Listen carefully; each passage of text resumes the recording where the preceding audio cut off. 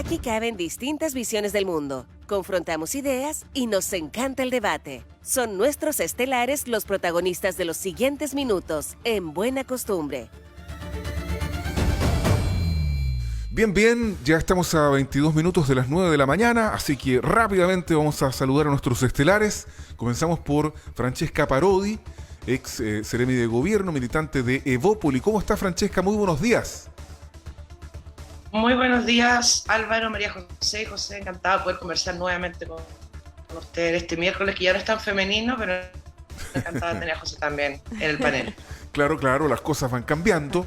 Bueno, lo que sí tenemos que decir que la semana pasada, José Ramírez era secretario general de Revolución Democrática y ahora es presidente, subrogante de Revolución Democrática, así que le ha hecho bien estar en Buena Costumbre a José Ramírez. ¿Cómo estás, José? Buenos días.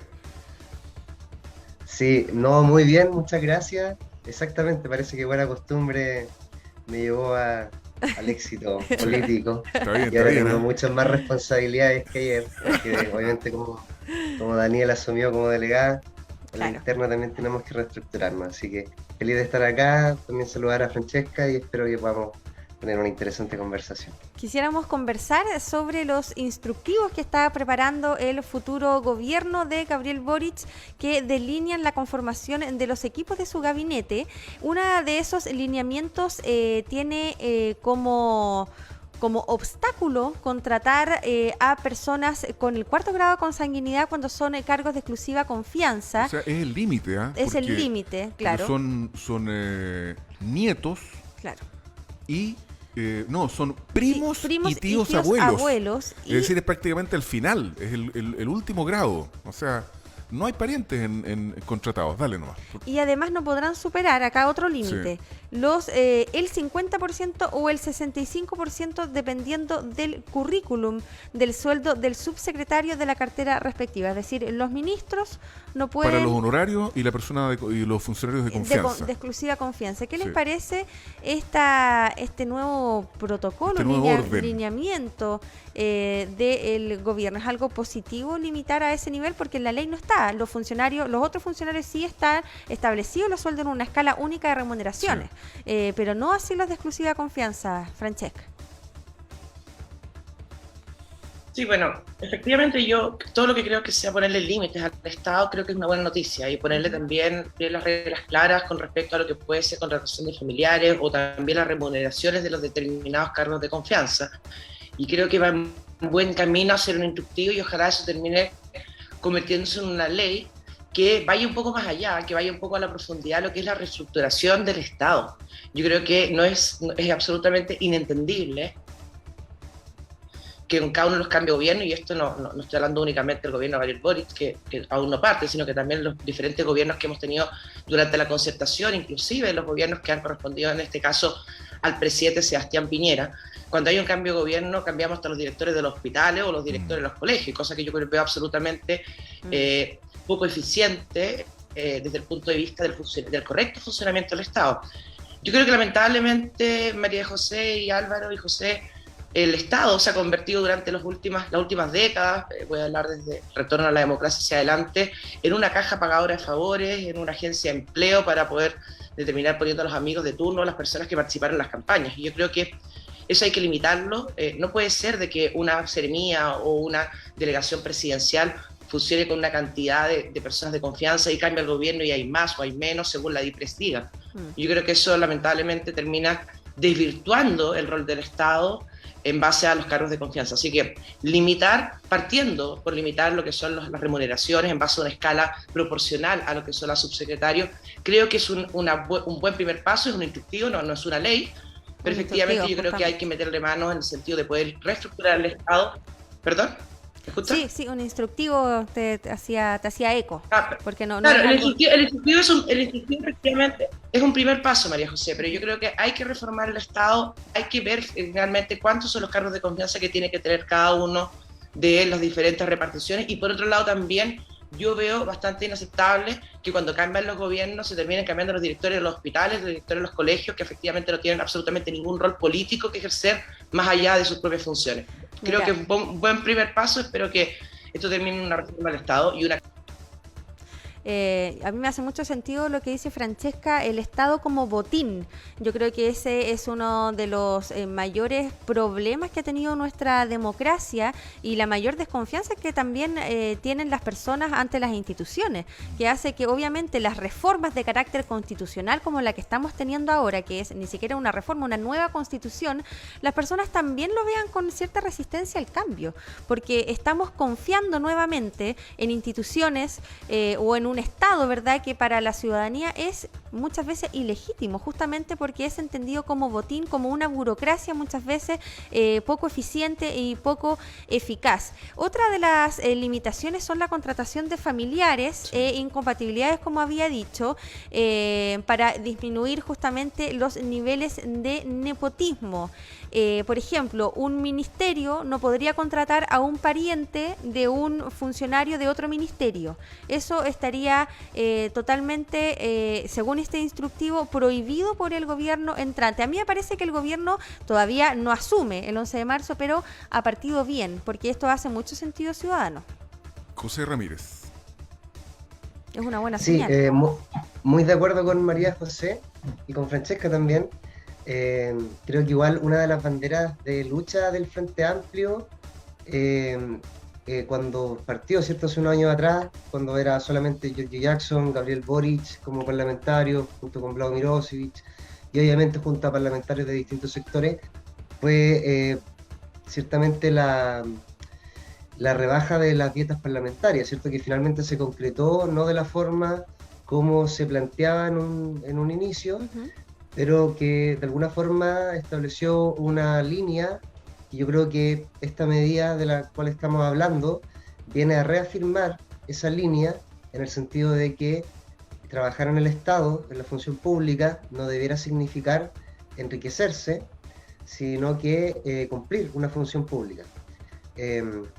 Eso en un primer lugar. En segundo lugar, creo que estoy muy de acuerdo cuando se señalan las carencias que tiene el Estado y la administración estatal. Lamentablemente, la nueva administración también se va a enfrentar a un Estado que está colmado de funcionarios que muchas veces han llegado a la administración pública no necesariamente por sus competencias profesionales. Claro. Pero ciertamente es un desafío que tenemos que afrontar, al menos desde mi partido. Hemos estado trabajando intensamente este verano en ciertas políticas, en ciertos protocolos internos que nos permitan asegurar que las personas que propongamos para trabajar en la administración del Estado tengan antecedentes profesionales, antecedentes académicos y una tachable hoja de vida para poder desempeñarse en el Estado. Bueno, hay que decir sí en reconocimiento o para ser justos con la clase política que ha gobernado este país desde el 90 hasta la fecha, en todos sus gobiernos, que se redujo sensiblemente el número de funcionarios que eran de llamados cargos de confianza. O sea, se han reducido en un amplio porcentaje. Lo que pasa es que el gobierno del presidente Gabriel Boric está elevando aún más el piso, digamos, de exigencia. Pero que, es decir, la cantidad de funcionarios que antes eran de confianza o que salían cada cambio de gobierno, incluso durante los gobiernos de la Concertación, que eran del mismo signo, era enorme. Y esa cantidad de funcionarios ha ido bajando y ahora Gabriel Boric pone un estándar aún superior para filtrar todavía más esta repartija. Claro, aunque suene feo, pero bueno. Yo creo que había un notorio avance también del servicio civil, que es lo que regula, ¿verdad?, todo lo que es el sistema de alta dirección pública. Sí. Eso también es algo que ha ido tomando mayor fuerza en nuestro sistema democrático con respecto a la administración del Estado. Ahora, hay otro tema para irnos a un tema más controversial, es sobre esta norma que se aprobó en la Convención Constituyente sobre cárcel para Piñera. Hay acá a muchos no les puede gustar el interlocutor, que es diputado Moreira, que a través... Está malo ahí, el mostrador se equivocó. Senador Moreira, que acusó a miembros de la convención de ser personas enfermas de odio para aprobar iniciativa cárcel para Piñera. Incluso hizo una pregunta: ¿cuándo va a terminar la borrachera? Sobre esta norma. No sé qué piensas sobre, Francesca, esta norma que se aprobó en la Convención Constituyente y también si te hace sentido lo que ha dicho el senador. Sí, muy brevemente, con respecto al tema de la reducción de los cargos de confianza.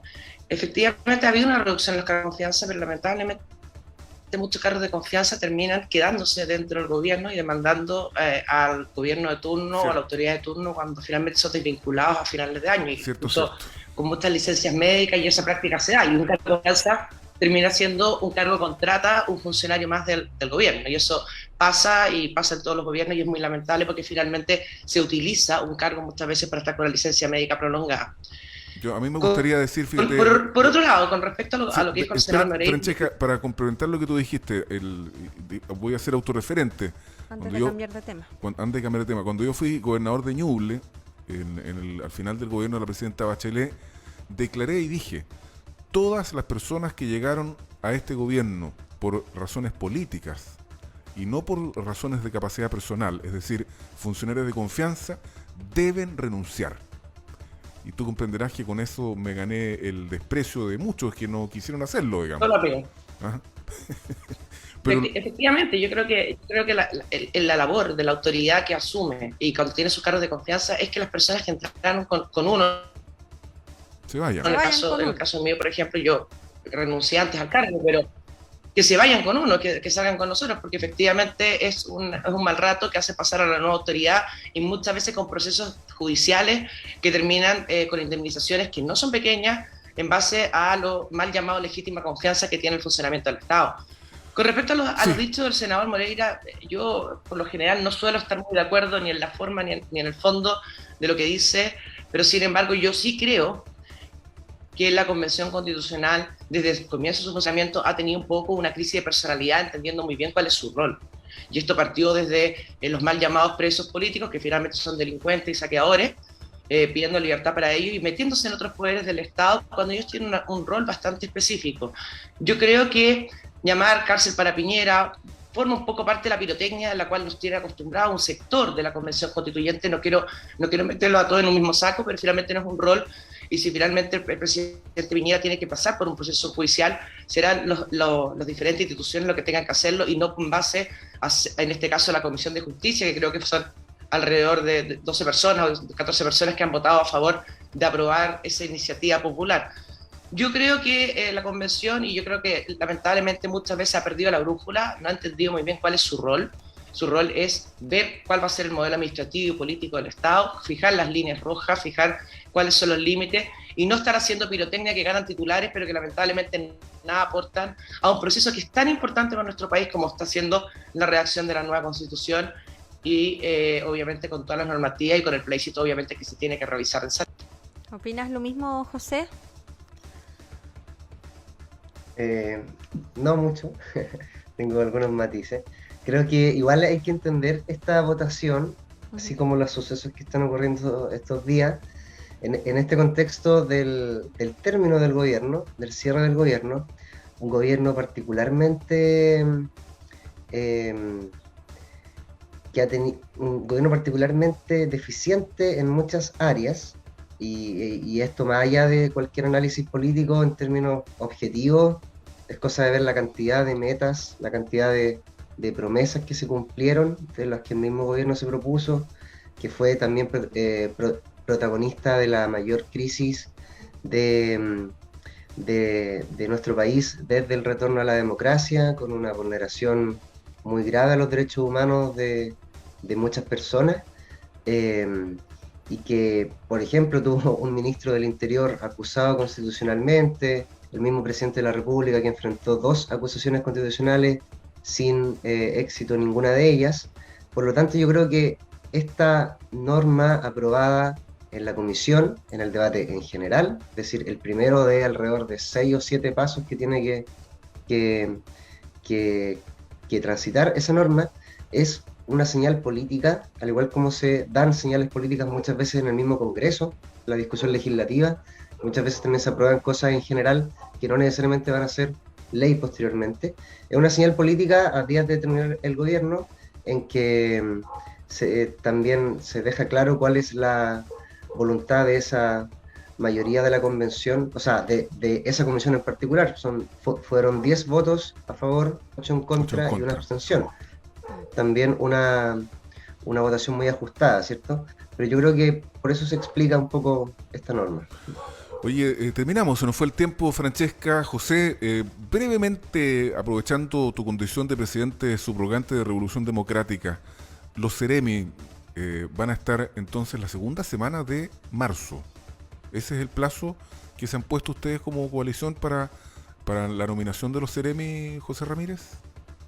Sí, yo creo que es importante comunicar a la ciudadanía que estamos frente a un gobierno también de nuevo tipo, a una alianza inédita de gobierno en el país, ¿cierto? No es solamente Apruebo Dignidad, los partidos que conforman Apruebo Dignidad, sino que también hay una alianza de gobierno con partidos de la exconcertación, con partidos que conforman el bloque de Convergencia Progresista, y por lo tanto esa alianza está aún en construcción, y eso provoca, por ejemplo, que al día de hoy no tengamos todos los nombramientos que debiéramos tener. Al día viernes, según la información que manejamos, debieran nombrarse algunas seremías, algunas particularmente relevantes para el inicio del gobierno, y la próxima semana espero que se concreten los nombramientos del resto de las seremías. Francesca, gracias por estar acá con nosotros este miércoles y nos vemos el otro. ¿Ah? Y me quedé con la palabra en la boca en todo lo que dijo José, Sí, así que espero que el otro miércoles podamos retomar el tema que dijo, porque no puedo estar más en desacuerdo con toda la última intervención. No voy a extender el tiempo esta vez, pero no estoy de acuerdo con lo que dijo. Creo que cae en algunas mentiras, y creo que la señal política cuando es pirotecnia... Oye, nos quedamos aquí y con esto entonces. La otra semana conversamos. Gracias, José.